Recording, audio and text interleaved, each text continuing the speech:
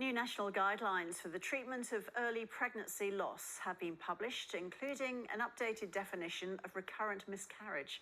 Isabelle Oderberg is the co-founder of the Early Pregnancy Loss Coalition and says improved data collection and medical research will help the understanding of early pregnancy loss and increase support for those affected. Oh, look, we think it's absolutely a step forward for anyone who's seeking care in the space, and will go a long way to supporting clinicians who have to treat those patients and, we hope, much better care. So we mentioned the new definition of recurrent miscarriage. What's the change there, and what difference will that make?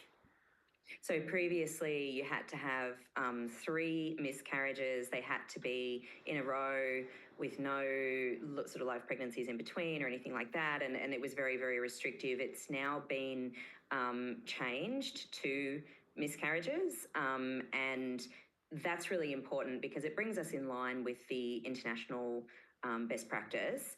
But what it means is that the patient will actually be given further investigation into whether there's anything in particular that needs to be addressed to decrease the likelihood of future miscarriage. So it's a really big step forward. So you get that investigation happening earlier than you would have otherwise?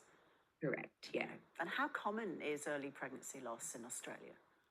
So, the sort of commonly held rate, if you like, is 1 in 4 pregnancies will end in a miscarriage. Realistically, it is affecting up to 150,000 families in Australia every year. But that doesn't include recurrent miscarriage, where you might have a family that is affected by miscarriage more than once in a year. But yeah, up to 150,000 Australian families.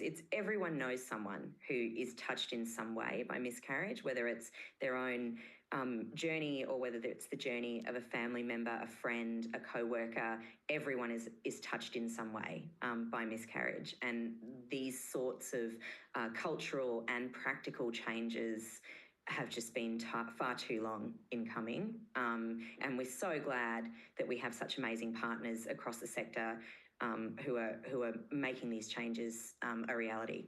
But there's a lot more work to do, of course. Yeah.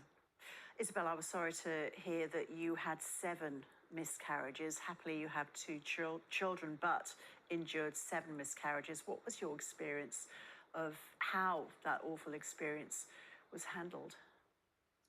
Honestly, it was like potluck. I ended up with an amazing clinician in the private medical space who saw me through the last of my journey. But, attending a GP or an ED or anything like that, you just never knew what you were going to get. Some of the care was incredibly compassionate and empathetic.